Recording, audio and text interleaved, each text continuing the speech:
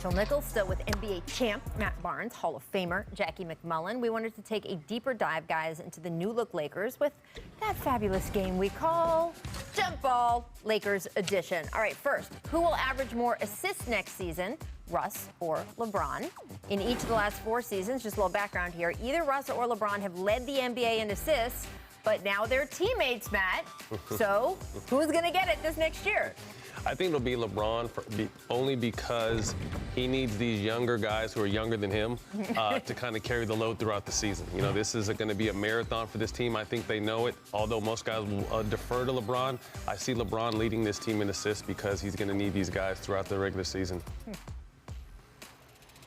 All right, I'm going to go the other way. I'm going to go Russ. You know, one thing we know about Russ, when he gets into the paint, he is good at anybody in the league as distributing the ball. Once he gets in there, imagine how many times he's going to be in the paint and can dish it to Anthony Davis for a jam. I'm taking Russ. I think Russ wants to fit in, wants to make this work, and there's no better way to do that than to distribute dimes all over the floor. Yeah, and he's talked about wanting to leave the impression that he's a good teammate here, and the idea that he's giving assists, dishing to his teammates, passing. I think that will be a big focus of his in the first month or two, just to establish himself with these Lakers. So I'm tipping into Jackie's side, tipping to Jackie's side of the fence. Next, I want to ask you guys about crunch time minutes.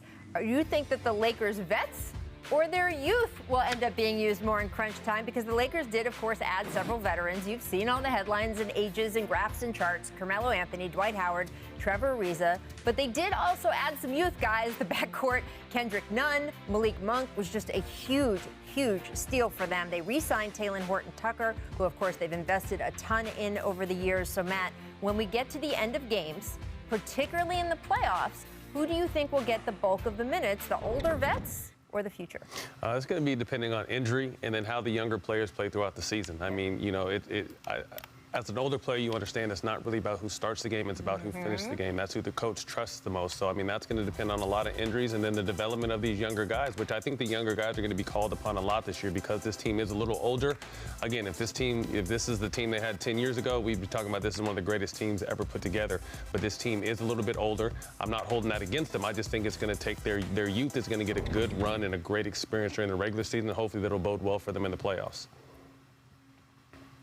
Well, so here's the question. If the youth gets that good run, can they be consistent?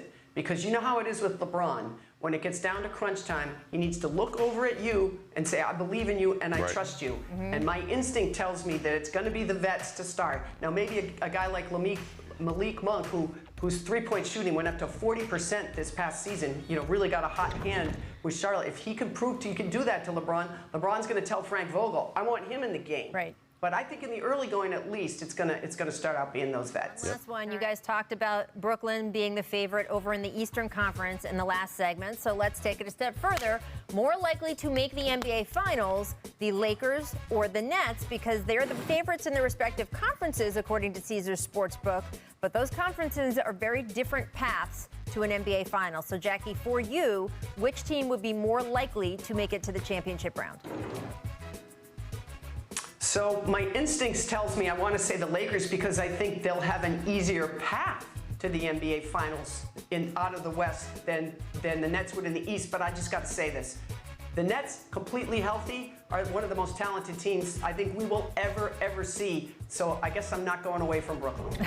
Yeah, I mean, I don't like this question. These are my two that I picked to be in the finals, but I agree with you, Jackie. You know, they're one long toenail away from going to the finals and possibly winning the finals with just KD healthy.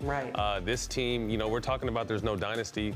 This team can be the next dynasty if they're able to stay healthy. Although I think, you know, losing someone like Jeff Green doesn't sound like a big deal, but he was an integral part of that team. So hopefully they can find someone who replaces his energy and what he brought to the team. But I think this team is going to have a chip on their shoulder this year after what happened last year with injuries and all this chitter-chatter about what's going on. So I'm picking the Nets as well. Yeah, well, I mean, look, that toenail, right? That Kevin Durant foot in the second round, that will be remembered for a long time. It's interesting, though, Jackie, that even part of your logic was the Lakers might have an easier path. That kind of answers the question from the previous segment about how strong the East is this year versus the West, because we just wouldn't have said easier path in the West in previous recent seasons.